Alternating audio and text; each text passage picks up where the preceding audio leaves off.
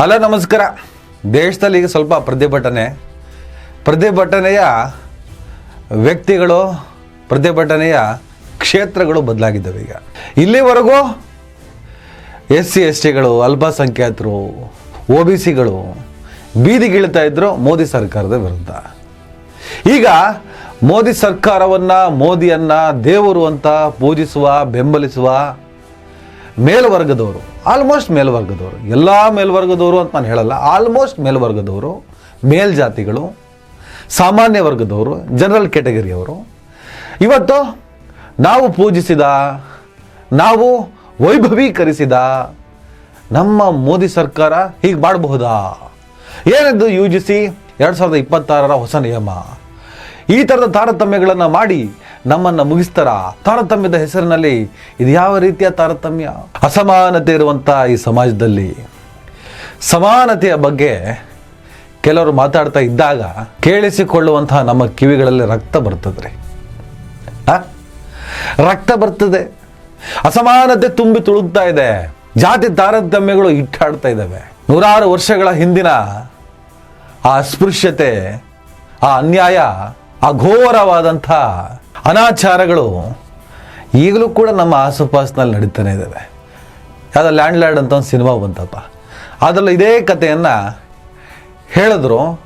ಇದೇ ಸಾಮಾನ್ಯ ವರ್ಗ, ಇದೇ ಮೇಲ್ಜಾತಿಯ ವರ್ಗ ಆ ಸಿನಿಮಾವನ್ನು ವಿರೋಧ ಮಾಡ್ತಾ ಕೂತಿದೆ.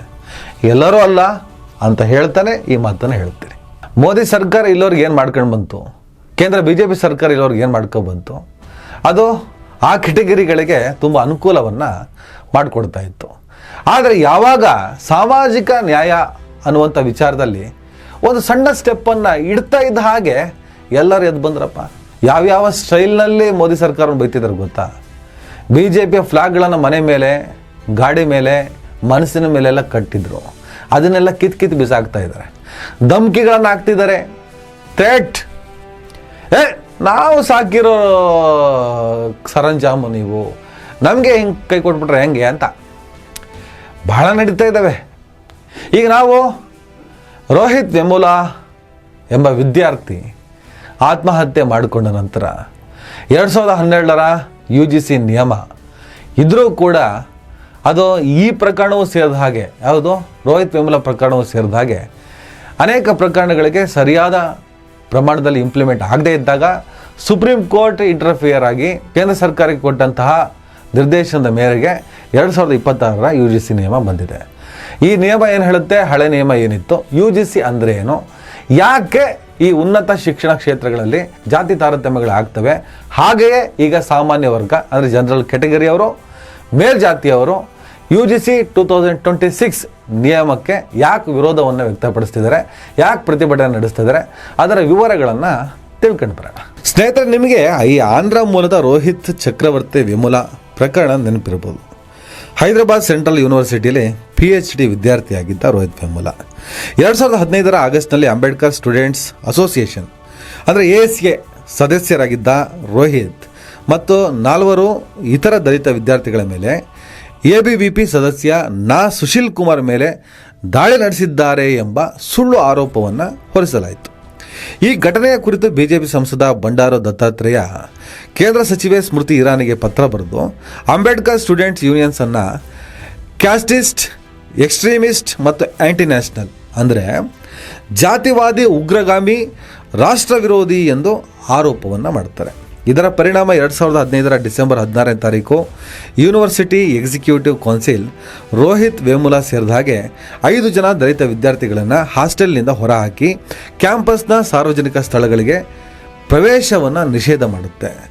ಅವರ 25,000 ರೂಪಾಯಿ ಏನು ತಿಂಗಳು ಬರ್ತಿತ್ತಲ್ಲ ಸ್ಕಾಲರ್ಶಿಪ್, ಅದನ್ನು ನಿಲ್ಲಿಸ್ತಾರೆ. ಇದರ ಪರಿಣಾಮ ವಿದ್ಯಾರ್ಥಿಗಳು ಹಸಿವಿನಿಂದ ತತ್ತರಿಸಿದ್ರು. ಭವಿಷ್ಯದ ಅಂಧಕಾರ ನೆನೆದು ತಲ್ಲಣಗೊಂಡರು. ಒತ್ತಡ, ಅವಮಾನ ಸಹಿಸದೆ ಜನವರಿ 17, 2016ರಂದು 26ರ ಪ್ರಾಯದ ರೋಹಿತ್ ಕ್ಯಾಂಪಸ್ನಲ್ಲಿರುವಂತಹ ಹಾಸ್ಟೆಲ್ ಕೋಣೆಯಲ್ಲಿ ಆತ್ಮಹತ್ಯೆ ಮಾಡಿಕೊಂಡ.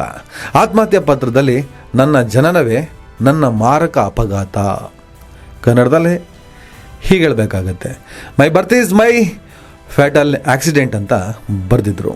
ರೋಹಿತ್ ಸಾವಿನ ನಂತರ ದೇಶದಾದ್ಯಂತ ವಿದ್ಯಾರ್ಥಿ ಪ್ರತಿಭಟನೆಗಳು ನಡೆದವು. ಇನ್ಸ್ಟಿಟ್ಯೂಷನಲ್ ಮರ್ಡರ್ ಅಂದರೆ ಸಂಸ್ಥೆಯ ಕೊಲೆ ಅಂತ ಆರೋಪಗಳನ್ನು ಮಾಡಲಾಯಿತು. ರೋಹಿತ್ ಅವರ ತಾಯಿ ರಾಧಿಕಾ ವಿಮಲಾ ಸೇರಿದ ಹಾಗೆ ಅನೇಕರು ಈ ಪ್ರಕರಣದಲ್ಲಿ ಹೋರಾಟವನ್ನು ಮಾಡಿದರು. ರೂಪನ್ವಾಲ್ ಕಮಿಷನ್ 2016-17 ವರದಿ ಹಾಗೂ ಪೊಲೀಸ್ ತನಿಖೆಯಲ್ಲಿ ಯೂನಿವರ್ಸಿಟಿ ಕ್ರಮಗಳು ಆತ್ಮಹತ್ಯೆಗೆ ಕಾರಣ ಅಲ್ಲ. ರೋಹಿತ್ ಜಾತಿಯಿಂದ ದಲಿತ ಆಗಿರಲೇ ಇಲ್ಲ.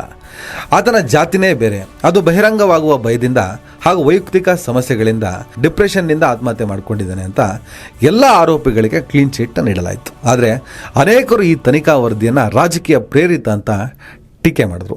ಆದರೆ ಈ ಪ್ರಕರಣ ಭಾರತದ ಉನ್ನತ ಶಿಕ್ಷಣದಲ್ಲಿ ಜಾತಿ ತಾರತಮ್ಯದ ವಿರುದ್ಧದ ಹೋರಾಟಕ್ಕೆ ದೊಡ್ಡ ಪ್ರೇರಣೆ ನೀಡಿತು. ಈಗಿನ ಅಂದರೆ 2026 UGC ನಿಯಮಗಳು ಪ್ರಮೋಷನ್ ಆಫ್ ಈಕ್ವಿಟಿ ರೆಗ್ಯುಲೇಷನ್ಸ್ ಇದರ ಹಿನ್ನೆಲೆಯಲ್ಲೇ ಬಂದಿದೆ.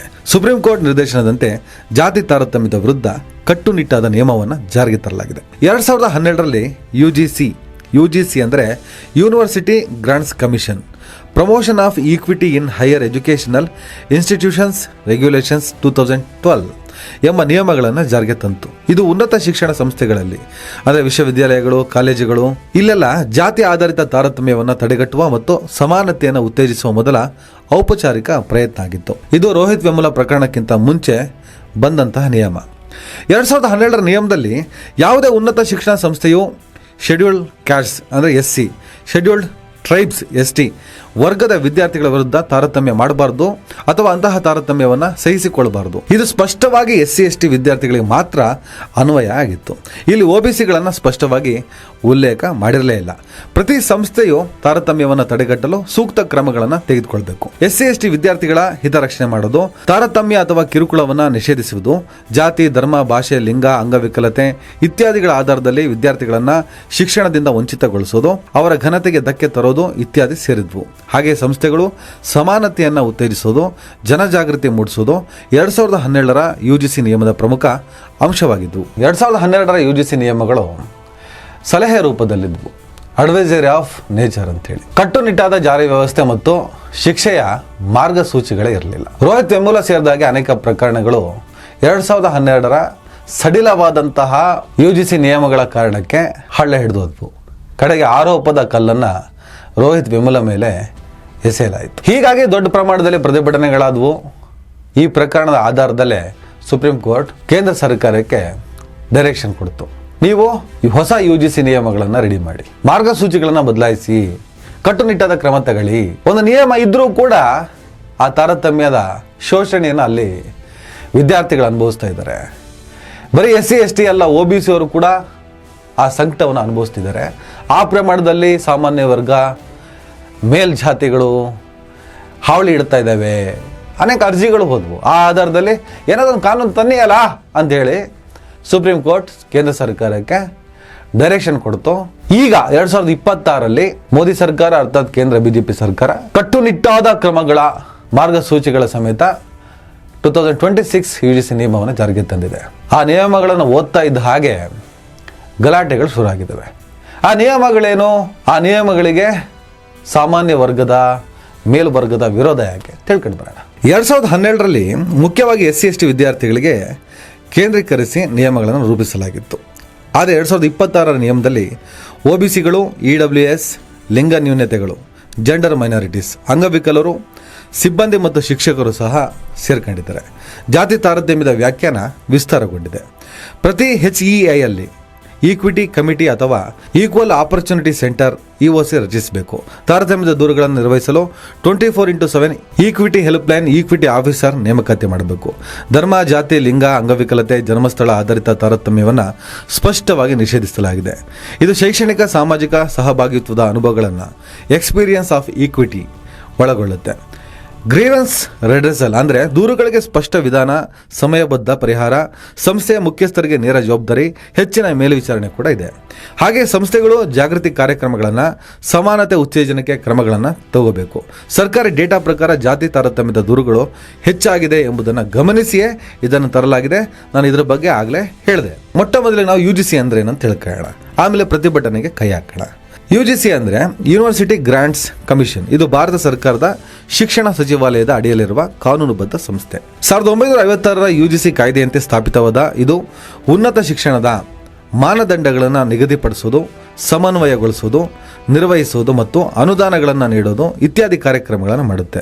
ಸರಳವಾಗಿ ಹೇಳೋದಾದರೆ ಭಾರತದ ಎಲ್ಲ ಕೇಂದ್ರೀಯ ರಾಜ್ಯ ವಿಶ್ವವಿದ್ಯಾಲಯಗಳು ಮತ್ತು ಕಾಲೇಜುಗಳಿಗೆ ಸಂಬಂಧಿಸಿದ ನಿಯಮಗಳು, ಅನುದಾನ, ಗುಣಮಟ್ಟ ನಿಯಂತ್ರಣ ಮತ್ತು ನಿರ್ದೇಶನಗಳನ್ನು ನೀಡುವ ಪ್ರಮುಖ ಸಂಸ್ಥೆ.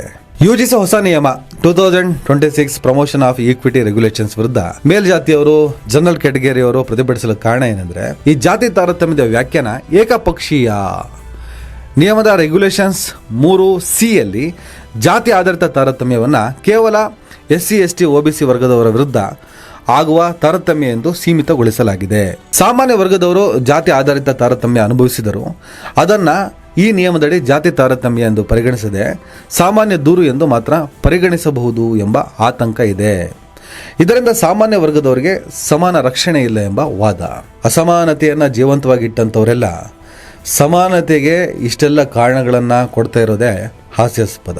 ಹಾಗೆಯೇ ಸಾಮಾನ್ಯ ವರ್ಗದ ವಿದ್ಯಾರ್ಥಿಗಳ ಮೇಲೆ ಸುಳ್ಳು, ದುರುದ್ದೇಶಪೂರ್ವಕ ದೂರುಗಳು ಬರುವ ಸಾಧ್ಯತೆ ಹೆಚ್ಚು ಎಂದು ಭಯ. ನನ್ನ ಮೇಲೆ ಜಾತಿ ತಾರತಮ್ಯ ಮಾಡ್ದ, ಜಾತಿ ಕಾರಣಕ್ಕೆ ನನ್ನ ಶೋಷಣೆ ಮಾಡ್ದ, ಜಾತಿ ಕಾರಣಕ್ಕೆ ನನಗೆ ಬೆದರಿಕೆ ಆಗ್ದ, ಹೀಗೇನಾದರೂ ದೂರು ಕೊಟ್ಟರೆ ಇಮಿಡಿಯೇಟ್ ಆಗಿ ನಮ್ಮಲ್ಲಿ ಆ್ಯಕ್ಷನ್ ತಗೊಂಡ್ಬಿಡ್ತಾರೆ. ನಾವೇನು ಮಾಡೇ ಇರಲ್ಲ, ಸುಖ ಸುಮ್ಮನೆ ನನ್ನ ಮೇಲೆ ದೂರು ಕೊಟ್ಟಿರ್ತಾರೆ. ಈಗ ನಾನು ಸಾಮಾನ್ಯ ವರ್ಗದಲ್ಲಿ ಹುಟ್ಟಿದ್ದೀನಿ, ನಾನು ಮೇಲ್ಜಾತಿಯಲ್ಲಿ ಹುಟ್ಟಿದ್ದೀನಿ ಅನ್ನೋ ಕಾರಣಕ್ಕೆ ನಮ್ಮ ಭವಿಷ್ಯವನ್ನು ಅಂಧಕಾರಕ್ಕೆ ತಳ್ಳಿಬಿಟ್ರೆ ನಾನು ಚೆನ್ನಾಗಿ ಓದ್ತಾ ಇರ್ತೀನಿ ಅಂತ ಹಿಡ್ಕೊಳ್ಳಿ, ನನ್ನ ಭವಿಷ್ಯ ಉಜ್ವಲವಾಗಿರುತ್ತೆ. ನನ್ನ ಮೇಲೆ ಕಣ್ಣಿಟ್ಟಿರ್ತಾರೆ ಯಾರೋ ಈ SC ST OBC ಅವರು. ಇವರೇನು ಮಾಡ್ತಾರೆ, ಹೇಗಾದರೂ ಮಾಡಿ ಇವನ್ನ ಮುಗಿಸ್ಬೇಕು ಅಂತ ಹೇಳಿ ನನ್ನ ಮೇಲೆ ಸುಖ ಸುಮ್ಮನೆ ದೂರು ಕೊಟ್ಟರೆ ನಾನೇನು ಮಾಡೋದು? ಸಾಮಾನ್ಯವಾಗಿ ಈ ಪ್ರಶ್ನೆ ಕರೆಕ್ಟಾಗೇ ಇದೆ. ಆದರೆ ಒಂದು ಹಿಸ್ಟ್ರಿ ತಗೊಬಂದರೆ ಜಾತಿ ತಾರತಮ್ಯ ಶೋಷಣೆಯನ್ನು ಅನುಭವಿಸಿದವರು SC ST OBCಗಳೇ. ಉದ್ದಕ್ಕೂ ನೀವು ದಶಕಗಳ ಕಾಲದ ಹಿಸ್ಟರಿಯನ್ನು ನೋಡ್ಕೊಂಡು ಬಂದರೆ ಈ ಕ್ಯಾಟಗರಿಯವರು ಈ ಕ್ಯಾಟಗರಿಯವರನ್ನ ಜಾತಿ ಕಾರಣಕ್ಕೆ ತಾರತಮ್ಯ ಮಾಡೇ ಇಲ್ಲ. ಯಾಕೆ ಮಾಡ್ತಾರೆ? ಜಾತಿ ಕಾರಣಕ್ಕೆ ಶೋಷಣೆ ಅನುಭವಿಸ್ತಿರೋದು ಯಾರು? ಜಾತಿ ಕಾರಣಕ್ಕೆ ದೌರ್ಜನ್ಯವನ್ನು ಅನುಭವಿಸ್ತಿರೋದು ಯಾರು? ಜಾತಿ ಕಾರಣಕ್ಕೆ ಅಲ್ವಾ ರೋಹಿತ್ ವೆಮುಲ ಅಂತವ್ರು ಆತ್ಮಹತ್ಯೆ ಮಾಡ್ಕೊಂಡಿದ್ದು. ಯಾವ ಸಾಮಾನ್ಯ ವರ್ಗದವನು, ಯಾವ ಮೇಲ್ವರ್ಗದವನು, ಮೇಲ್ಜಾತಿಯವನು ಆತ್ಮಹತ್ಯೆ ಮಾಡ್ಕೊಂಡಿದ್ದಾನೆ, ಸತ್ತೋಗಿದ್ದಾನೆ, ನಮ್ಮೇಲೆ ಜಾತಿ ತಾರತಮ್ಯ ಆಗಿದೆ ಅಂತ ಬಾಯಿ ಬೆಳ್ಕೊಂಡಿದ್ದಾನೆ, ಭವಿಷ್ಯ ಹಾಳು ಮಾಡ್ಕೊಂಡಿದ್ದಾನೆ? ಇಲ್ವಲ್ಲ. ಈ ಥರದ ವಾದ ಒಂದು ವೇಳೆ ಹೀಗಾದರೆ ಏನು ಅಂತ ಅದಕ್ಕೂ ಮೇಲ್ವಿಚಾರಣೆಯನ್ನು ಮಾಡಬಹುದು ಅನ್ನುವಂಥ ಅವಕಾಶವನ್ನು UGC 2026 ನಿಯಮ ಹೇಳ್ತದೆ. ನಮ್ಮ ದೇಶದಲ್ಲಿ ಅಸಮಾನತೆಯ ಕಾರಣಕ್ಕೆ ಅನೇಕ ಕಾನೂನುಗಳಿದ್ದಾವೆ. ಎಲ್ಲವೂ ದುರುಪಯೋಗ ಆಗಿದೆಯಾ? ಆಗ್ತಾ ಇದ್ವು. ಅದಕ್ಕೆ ಕಡಿವಾಣವನ್ನು ಹಾಕಲಾಗಿದೆ. ಕಡಿವಾಣ ಹಾಕಿದಂತಹ ಕಾನೂನೇ 2026 ನಿಯಮವನ್ನು ರೂಪಿಸಿದೆ. ವಿನಾಕಾರಣ ಯಾರನ್ನೂ ಕೂಡ ಬಲಿ ಹಾಕೋದಕ್ಕೆ ಸರ್ಕಾರ ಕಾನೂನು ತಯಾರಿಲ್ಲ. Don't worry. ಇಂಥ ಕಾನೂನುಗಳಿಂದ ನಾವು ಸಾಮಾನ್ಯ ವರ್ಗದವರು, ಮೇಲ್ಜಾತಿಯವರು, ಈ SC ST OBCಗಳ ಹತ್ರ ಮಾತಾಡೋಕ್ಕೆ ಹೆದರುವಂಥ ಪರಿಸ್ಥಿತಿ ನಿರ್ಮಾಣ ಆಗ್ಬೋದು. ಯಾಕೆ ಬೇಕಪ್ಪ, ಏನೋ ಮಾತುಗೀತಾಡಿ ಹೆಚ್ಚು ಕಮ್ಮಿ ಆಗಿ ಇವರು ನಮ್ಮ ವಿರುದ್ಧ ಏನಾದರೂ ದೂರು ಕೊಟ್ಟರೆ ನಮ್ಮ ಪರಿಸ್ಥಿತಿ ಏನಾಗ್ಬೋದು, ಸಾಮಾಜಿಕ ಸಾಮರಸ್ಯಕ್ಕೆ ಧಕ್ಕೆ ಬರುತ್ತೆ ಎಂಬಿತ್ಯಾದಿ ವಿರೋಧಗಳು, ಪ್ರತಿಭಟನೆಗಳು, ಗಲಾಟೆಗಳು.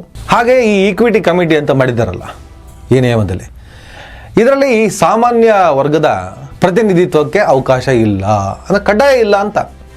ಈ ಸಾಮಾನ್ಯ ವರ್ಗದವರು, ಮೇಲ್ಜಾತಿಯವ್ರನ್ನ ಈ ಈಕ್ವಿಟಿ ಕಮಿಟಿಗಳಲ್ಲಿ ನೇಮಕ ಮಾಡೋದಕ್ಕೆ ಯಾವುದೇ ರೀತಿಯ ಕಡ್ಡಾಯ ಆದೇಶಗಳಿಲ್ಲ. ಮಾಡಿದ್ರೆ ಮಾಡ್ಬೋದು, ಇಲ್ಲ ಅಂದರೆ ಇಲ್ಲ. ಈ ಥರದ ನಿಯಮಗಳಿದೆ. ಆ ಥರ ಇಲ್ಲ, ಮಾಡಲೇಬೇಕಾಗ್ತದೆ. ಯಾವುದೇ ಕಮಿಟಿಗಳಲ್ಲಿ ಎಲ್ಲ ವರ್ಗಕ್ಕೆ ಸೇರಿದಂತಹ ವ್ಯಕ್ತಿಗಳನ್ನು ಹಾಕೇ ಹಾಕ್ತಾರೆ. ಈ ದೇಶದ ಕಾನೂನು ಅಷ್ಟು ಸೊಗಸಾಗಿದೆ. ಅದರ ಆಧಾರದಲ್ಲೇ 2026 UGC ನಿಯಮವನ್ನು ಮಾಡಿದ್ದಾರೆ. ವಿರೋಧ ಯಾಕೆ ಅಂದರೆ ಈ ದೇಶದ ವ್ಯವಸ್ಥೆಯಲ್ಲಿ ಸಾಮಾಜಿಕವಾಗಿ, ಶೈಕ್ಷಣಿಕವಾಗಿ ಎಲ್ಲ ಸ್ತರಗಳಲ್ಲೂ ಅಸಮಾನತೆಯನ್ನು ಜೀವಂತವಾಗಿ ಇಟ್ಟುಕೊಂಡು ಬಂದಂತಹ ವರ್ಗಗಳು ಯಾವಾಗ ನಾವು ಮಾಡಿಕೊಂಡು ಬಂದಂತಹ ಅಸಮಾನತೆಯನ್ನು, ತಾರತಮ್ಯವನ್ನು ಸರ್ಕಾರ ಕಡಿವಾಣ ಹಾಕೋದಕ್ಕೆ ಮುಂದಾಗಿದೆ ಅಂತ ಅನ್ನಿಸ್ತೋ, ನಮ್ಮ ಅಸಮಾನತೆಯನ್ನು, ನಮ್ಮ ತಾರತಮ್ಯವನ್ನು, ನಮ್ಮ ದಿಮಾಕನ್ನು ಪೋಷಿಸಿಕೊಂಡು ಬಂದಂಥ ಸರ್ಕಾರ ಪೋಷಿಸಿಕೊಂಡು ಹೋಗುತ್ತೆ ಅನ್ನುವಂಥ ಗ್ಯಾರಂಟಿಯಿಂದ ನಾವು ಬೆಂಬಲಿಸಿಕೊಂಡು ಬಂದಂಥ ಇದೇ ಸರ್ಕಾರ ನಮ್ಮ ಗಾಂಚಲಿಗಳಿಗೆ, ನಮ್ಮ ಅಹಂಕಾರಕ್ಕೆ, ನಮ್ಮ ದಿಮಾಕಿಗೆ, ನಮ್ಮ ದಬ್ಬಾಳಿಕೆಗೆ ಕಡಿವಾಣ ಹಾಕುತ್ತೆ ಅಂದಾಗ ಸಹಿಸಕ್ಕಾಗಲ್ಲ. 108 ಕಾರಣಗಳು. ದುರುಪಯೋಗ ಆಗಿ ನಮ್ಮನ್ನು ಬಲಿಪಶು ಮಾಡ್ತಾರಾ, ಬಲಿಪಶು ಮಾಡಬಹುದಾ? ಇದು ನಿಸ್ಸಂಶಯವಾಗಿ ಮೇಲ್ವರ್ಗವನ್ನ, ಮೇಲ್ಜಾತಿಗಳನ್ನ, ಜನರಲ್ ಕ್ಯಾಟಗರಿಯನ್ನ ಮುಗಿಸುವಂತ ಪ್ರಯತ್ನ. SC ST OBCಗಳೆಲ್ಲ ಸೇರಿ ನಮ್ಮನ್ನು ನಾಶ ಮಾಡ್ತಾರೆ ನೆಪಗಳು. ಈ ಕ್ಯಾಟಗರಿಗಳೆಲ್ಲ ಸ್ವತಂತ್ರ ಭಾರತದ ನಂತರ ಆಗಿದ್ದು. ಆದರೂ ಕೂಡ ವರ್ಗ ಆಧಾರದಲ್ಲೇ ಮಾತಾಡೋದಾದ್ರೆ ಶತಶತಮಾನಗಳಿಂದ ಇವರನ್ನ ತುಳ್ಕೊಂಡು ಬಂದವರು ನೀವು. ತುಳಿತಕ್ಕೊಳಗಾದವನು, ತುಳಿತಕ್ಕೊಳಗಾದಂತಹ ನೋವನ್ನು ಅನುಭವಿಸಿದವನು, ತುಳಿತಕ್ಕೊಳಗಾದ ಕಾರಣಕ್ಕೆ ಸಾವಿಗೀಡಾದವನು. ಒಂದು ದೇಶದಲ್ಲಿ ಕಾನೂನು ಅಂತ ಬಂದಿದೆ, ಸರ್ಕಾರಗಳು ಅಂತ ಇದ್ದಾವೆ. ತುಳಿಯುವವರ ಕಾಲನ್ನ ತಡೆಯುವ ಪ್ರಯತ್ನ ಆದಾಗ ತುಳಿತಕ್ಕೊಳಗಾದವರು ಮುಂದೆ ನಿಮ್ಮನ್ನು ತುಳಿತಾರೆ ಅನ್ನೋದಿದೆಯಲ್ಲ, ಅದು ಮೂರ್ಖತನದ ವಾದ. ನಿಮ್ಮ ಪ್ರತಿಭಟನೆಗಳು ಯಾಕಂದ್ರೆ ನಿಮ್ಮ ದರ್ಪ ದಬ್ಬಾಳಿಕೆ ಇತ್ತಲ್ಲ ಶತಮಾನಗಳಿಂದ, ಅದಕ್ಕೆಲ್ಲಿ ಕಡಿವಾಣ ಬಿದ್ದುಬಿಡುತ್ತೋ, ಆ ಮೂಲಕ ನಿಮ್ಮ ಅಹಂಕಾರಕ್ಕೆ ಎಲ್ಲಿ ಇಟ್ಬಿಡ್ತದೋ, ಆ ಮೂಲಕ ನಿಮ್ಮ ದಬ್ಬಾಳಿಕೆಯಲ್ಲಿ ಕೊನೆಗೊಳ್ಳುತ್ತೋ, ಅಷ್ಟಕ್ಕೆ ನಿಮ್ಮ ಪ್ರತಿಭಟನೆ, ನಿಮ್ಮ ಹೋರಾಟಗಳು. ಇದೊಂದು ವಿಚಾರದಲ್ಲಿ ಮೋದಿ ಸರ್ಕಾರದ ಕಾನೂನು UGC 2026 ನಿಯಮ ಸರಿ ಇದೆ. ಆದರೆ ಇವತ್ತು ಸುಪ್ರೀಂ ಕೋರ್ಟ್ UGC 2026 ಅನ್ನ ತಾತ್ಕಾಲಿಕವಾಗಿ ಸ್ಟೇ ಮಾಡಿದೆ. ಈ ನಿಯಮಗಳು ಕ್ಯಾಂಪಸ್ಗಳಲ್ಲಿ ಜಾತಿ ಆಧಾರಿತ ತಾರತಮ್ಯ ತಡೆಗಟ್ಟಲು ತಂದಿದ್ದಾರೆ. ಆದರೆ ಅವುಗಳನ್ನು ಅಸ್ಪಷ್ಟ, ದುರುಪಯೋಗಕ್ಕೆ ಒಳಗಾಗುವಂತಹ ಒಂದು ವರ್ಗಕ್ಕೆ ಮಾತ್ರ ರಕ್ಷಣೆ ನೀಡುವಂತಹ ನಿಯಮಗಳಿವೆ ಅಂತ ಹೇಳಿ ಆರೋಪ ಮಾಡಿ ಹಲವು ಪಿಟಿಷನ್ಗಳು ಸಲ್ಲಿಕೆಯಾಗಿದ್ವು. Supreme court chief justice Suryakant ನೇತೃತ್ವದ ಪೀಠ ಈ ನಿಯಮಗಳನ್ನು ತಾತ್ಕಾಲಿಕವಾಗಿ ಅಮಾನತುಗೊಳಿಸಿದ್ದು, ಹಳೆಯ 2012ರ UGC ರೆಗ್ಯುಲೇಷನ್ಸ್ ಮುಂದುವರಿಯಲಿ ಅಂತ ಆದೇಶವನ್ನು ನೀಡಿದೆ. ಮುಂದಿನ ವಿಚಾರಣೆ ಮಾರ್ಚ್ 19, 2026ಕ್ಕೆ ನಿಗದಿಯಾಗಿದೆ. ಈಗ ಅದಕ್ಕೆ ವಿರೋಧ ವ್ಯಕ್ತಪಡಿಸುತ್ತಿರುವಂತಹ ವರ್ಗ ಒಂದು ಕಡೆ ಅದೇನು ಬೇಕಾದ್ರೂ ಮಾಡಲಿ, ಅದೇನೇ ಬೆದರಿಕೆಗಳನ್ನು ಒಡ್ಲಿ, ಅದೇನೇ ರಾಜೀನಾಮೆ ಪರ್ವಗಳನ್ನು ಮಾಡಲಿ, ಇದು ಯಾರಿಗೆ ಬೆನಿಫಿಟ್ ಆಗುತ್ತೋ ಅವ್ರು ಬೀದಿಗಿಳಿದು ಈ ಸರ್ಕಾರದ ಕ್ರಮವನ್ನು ಅಪ್ರಿಷಿಯೇಟ್ ಮಾಡುವ, ಬೆಂಬಲಿಸುವ ಕೆಲಸವನ್ನು ಮಾಡಿ. ಯಾಕಂದರೆ ಆ ಸಂಖ್ಯೆಗಿಂತ ಈ ಸಂಖ್ಯೆ ತುಂಬ ದೊಡ್ಡದಿದೆ. ದಬ್ಬಾಳಿಕೆಗಿಂತ ಆಕ್ರಂದನದ ಹಾಹಾಕಾರ ಬಹಳ ದೊಡ್ಡ ಮಟ್ಟದ್ದು. ಅದು ಶತಮಾನಗಳ ನೋವಿನ ಕೂಗು. ಇದಿಷ್ಟು UGC 2026 ನಿಯಮದ ಕತೆ ವ್ಯತೆ. ನಮಸ್ಕಾರ. ದಯವಿಟ್ಟು ಎಲ್ಲರೂ ಈ ಚಾನಲ್ನ ಸಬ್ಸ್ಕ್ರೈಬ್ ಮಾಡಿ. ನಿಮ್ಗೆ ಇಷ್ಟ ಆದರೆ ಈ ಚಾನಲ್ಗೆ ಜಾಯ್ನ್ ಆಗಿ. ಈ ವಿಡಿಯೋ ಇಷ್ಟ ಆದರೆ ದಯವಿಟ್ಟು ಎಲ್ಲರೂ ಶೇರ್ ಮಾಡಿ. ಸ್ವತಂತ್ರ ಪತ್ರಿಕೋದ್ಯಮವನ್ನು ಬೆಂಬಲಿಸಿ. ನನ್ನ ಯುಕ್ತಿಗೆ ನಿಮ್ಮ ಶಕ್ತಿಯೇ ಶ್ರೀರಕ್ಷೆ.